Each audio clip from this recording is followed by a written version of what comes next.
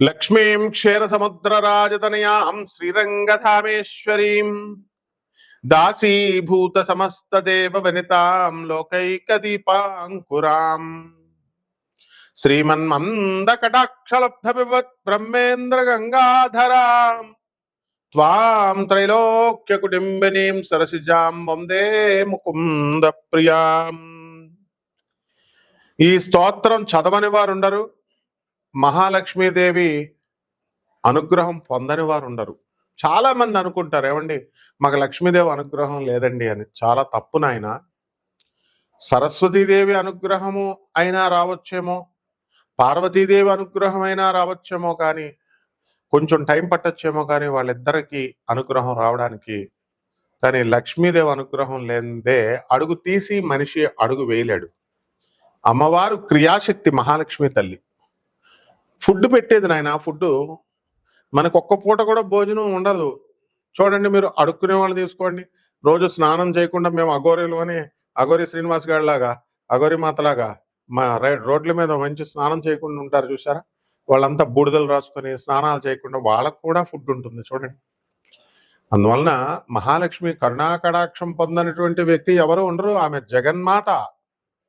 మరి ఆ తల్లి అనుగ్రహం రావాలంటే ఆ వచ్చే ముందు కొన్ని సంకేతాలు ఉంటాయన్నమాట. ప్రతి ఒక్కడికి లక్ష్మీదేవి రావాలా, లక్ష్మీదేవి రావాలా, లక్ష్మీదేవి రావాలా అని చూస్తారు. భూ కబ్జాలు చేస్తే రాదు నాయన లక్ష్మీదేవి. తర్వాత అవతల వాడు డబ్బులు దొబ్బేస్తే రాదు నాయన లక్ష్మీదేవి. ఏమొస్తుంది నాయన? పెరాలసిస్ వస్తుంది మీకు. ఇప్పుడు రాదు, వయసులో బలంగా ఉంటారు కదా నాయన. ఒక 60 సంవత్సరాల వయసు దాటిన తర్వాత యముడు చిత్రగుప్తుడు అక్కడ పుస్తకాలు పట్టుకొని ఉంటారు నాయన. అవన్నీ కోడెడ్ లాంగ్వేజ్లో ఉంటారు. యముడు ఉంటాడు ఇటండి అని అంటారు.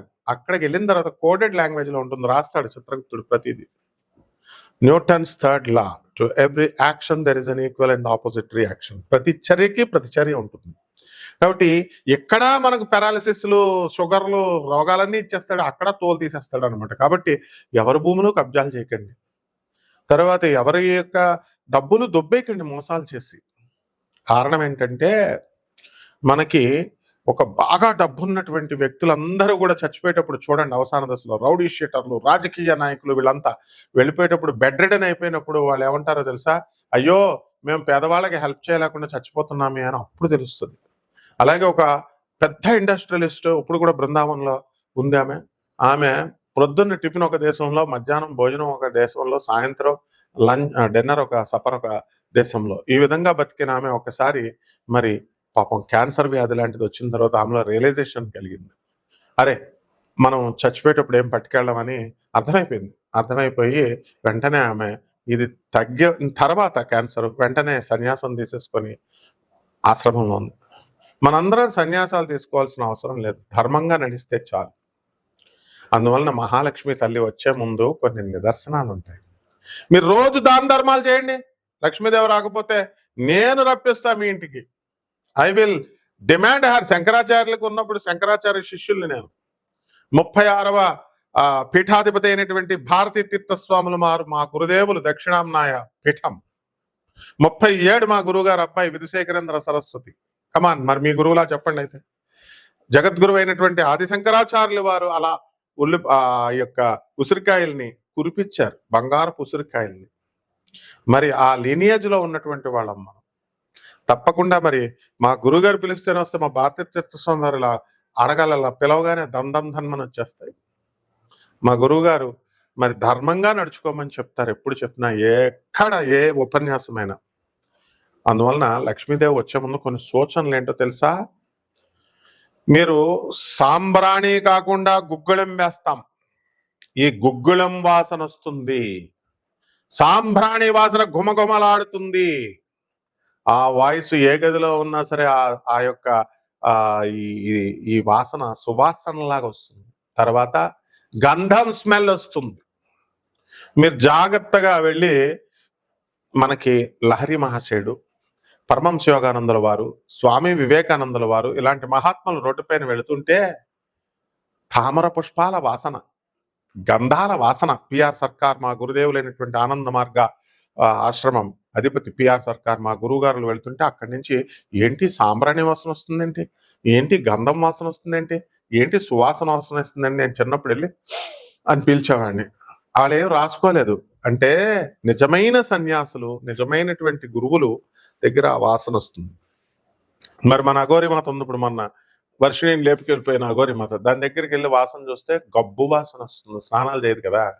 అంటే ఇప్పుడున్నటువంటి దొంగ స్వామీజీలు, దొంగ బాబాలు, దొంగ గురువుల దగ్గరికెళ్తే గబ్బు వాసనొస్తుందనమాట. అదే తేడా తీసుకోండి.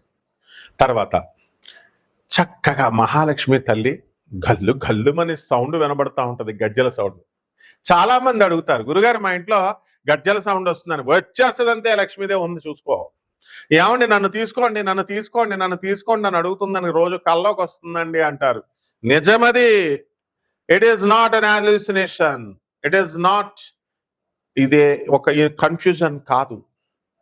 అది నిజమైనటువంటి మహాలక్ష్మి సింబల్. అందువలన ఒక గదిలో గల్ గల్ గల్ గల్ అని అంటూ ఉంటుంది. ఒకసారి ఒక శ్రీధర్ మాధవ్ అని ఒక దంపతులు ఉన్నారు. శివకుమార్ అని బంజారా హిల్స్ లో ఉంటాడు మా శిష్యుడు. అమ్మవారు ఇదిగో చూడు ఆ లక్ష్మీ పూజ చేసుకోండి, చక్కగా గల్ గల్ మన సౌండ్ వస్తుంది అని గోత్రనామాలు ఏదో ఇచ్చారు. మేమేదో పూజ చేసాం. చేసిన తర్వాత అప్పుడు ఏమండి గల్ గల్ మన సౌండ్ వస్తుందండి, మా అమ్మ చెప్పింది అని చెప్పి ఆ మాధవి వాళ్ళ అమ్మ చెప్తే అప్పుడు శివకుమార్ విని అవునా వచ్చిందా అని ఆశ్చర్యపోలేదు ఆయన.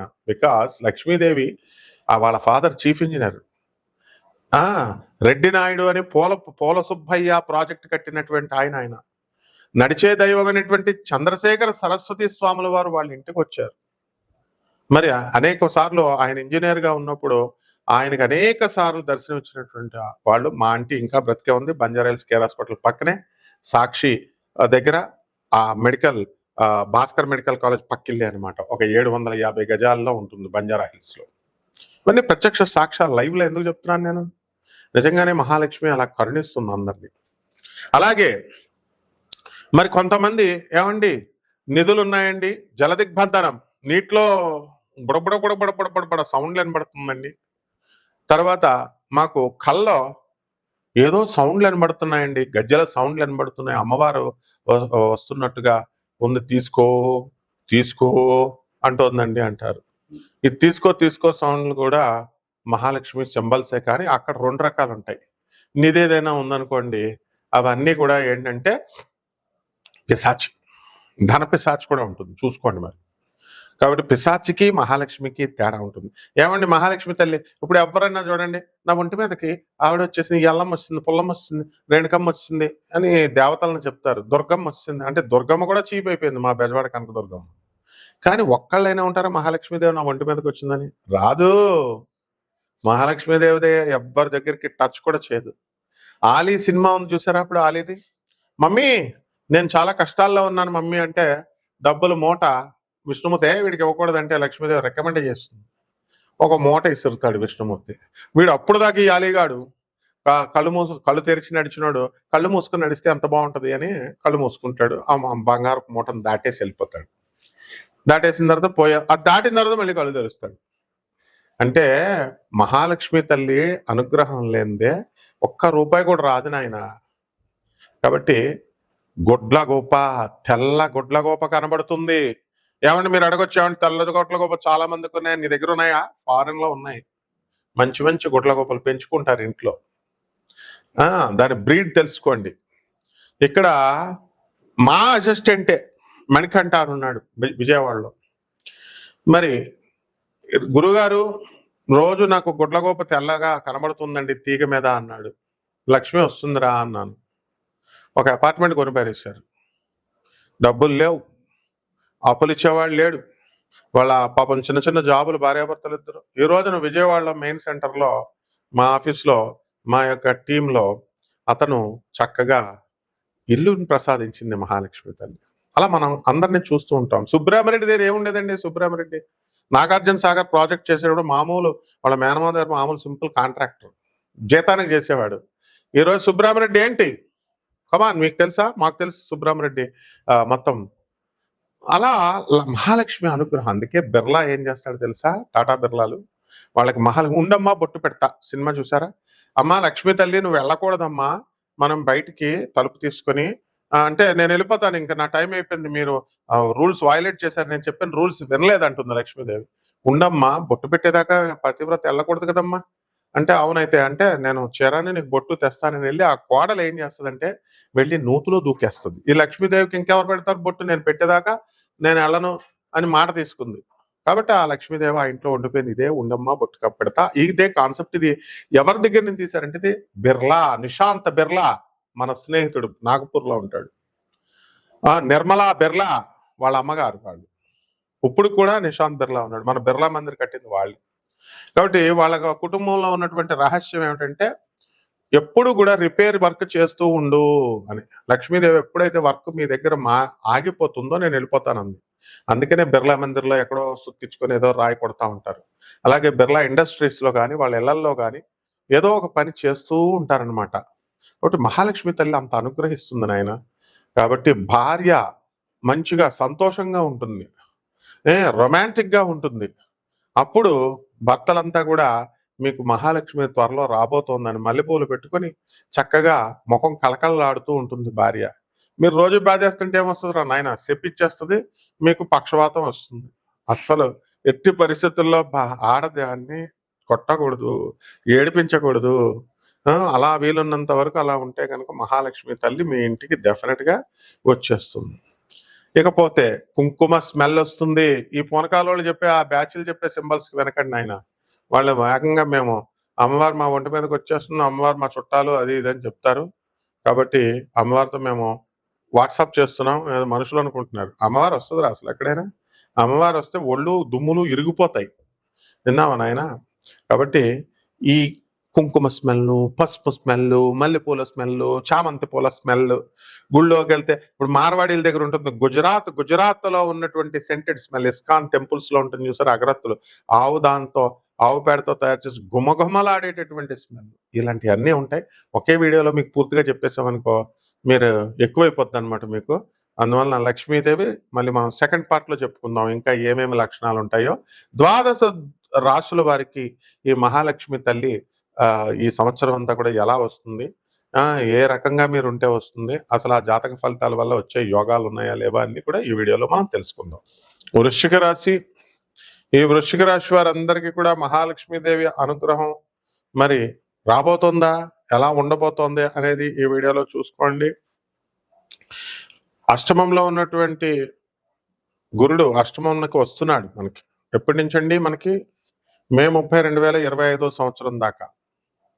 మరి మనకున్న వృశ్చిక రాశి వారికి పంచమంలో ఉన్నటువంటి రవి బుధ శుక్ర రాహు శని గ్రహాలు అవి అలాగే ఉంటాయి. పిల్లలంతా కూడా పిల్లల వల్ల చాలా నానా రకాలైనటువంటి బాధలు, ఇబ్బందులు, ఆలోచన విధానంలో స్థిరత్వం లేకపోవడం ఇలాంటివన్నీ కూడా చేస్తూ ఉంటారు. మరి అశాస్త్రీయమైనటువంటి అవైదిక పద్ధతుల్లో ఉన్నటువంటి వాళ్ళంతా కూడా మీకు ఫ్రెండ్స్ అవడం ఇలాంటివన్నీ కూడా జరుగుతాయి. దానివల్ల నష్టాలు అనేటటువంటి మీకు చాలా ఎక్కువగా ఉంటాయి.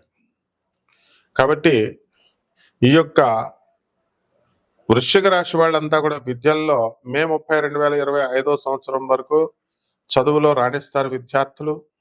ఆ తర్వాత చదువులో కొంచెం వెనకబడిపోవడానికి అవకాశాలు ఉంటాయి. కాబట్టి వృశ్చిక రాశి వాళ్ళు ఫోన్లు మానేయండి.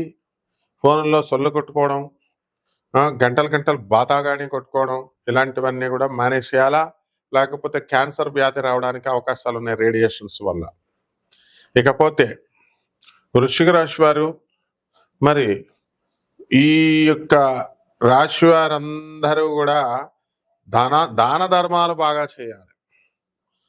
మరి ఈ యొక్క కేతువు మీకు లాభస్థితిలో మే 20 తారీఖు వరకు మీకు 2025 సంవత్సరంలో ఉండడం జరుగుతుంది.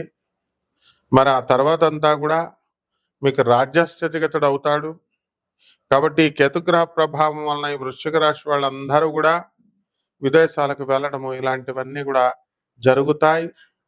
అండ్ ఈ రాశి వారికి చక్కగా ఫారిన్ ఎక్స్పోర్ట్స్ ఇంపోర్ట్స్ బిజినెస్ల్లో ఫారిన్ ప్రొడక్ట్స్ ఇటువంటి గార్మెంట్స్ ఇలాంటివన్నీ కూడా ఇటువంటి వ్యాపారాలు బాగా కలిసి వస్తాయి. ఇక ఎలక్ట్రానిక్స్ ఇలాంటి వ్యాపారాలు చేయకూడదు, ఇనుము సంబంధించినటువంటి వ్యాపారాలు చేయకూడదు, సాఫ్ట్వేర్ కంపెనీస్ ఇలాంటివన్నీ కూడా పెట్టడం ఇలాంటివన్నీ కూడా చేయకూడదు. కాబట్టి ఈ యొక్క సోషల్ మీడియా రంగంలో ఉన్నటువంటి వాళ్ళు మరి ఈ యొక్క శత్రు బాధలు మీకందరికి కూడా ఎక్కువవుతాయి. దానికేమి భయపడకండి. తిరగబడండి మీరు. ఈ శత్రువులు ఎవరైతే ఉన్నారో అటువంటి వాళ్ళంతా కూడా ఈ శత్రువులపై ఆధిపత్యం మీరు సాధిస్తారు. ఈ విధంగా పరిహారాల దగ్గరికి వచ్చేసరికి ఈ వృశ్చిక రాశి వారికి మరి రాహు బాగుండలేదు. కాబట్టి అర్ధాష్టమ రాహు తర్వాత మీకు మే 14, 2025 సంవత్సరంలో వస్తుంది. కాబట్టి రాహు జపం చేసుకోండి, రాహు స్తోత్రాలు చదవండి. రాహుకి కిలోంపావు మినుముల్ని, ఆవుపేడ రంగు ఉన్నటువంటి వస్త్రాలనిచ్చి పేద బ్రాహ్మణులకి శనివారం నాడు ఉదయం 8 గంటలకి దానం చేసుకోండి. అలాగే దశమహావిద్యల్లో ఒకటైనటువంటి మరి ఈ యొక్క బగళాముఖి అమ్మవారి యొక్క హోమాన్ని మీ ఇళ్లలో జరిపించుకోవడం ద్వారా అద్భుతమైనటువంటి మహాలక్ష్మి కటాక్షం మీకు రాబోతుంది. శుభమస్తు.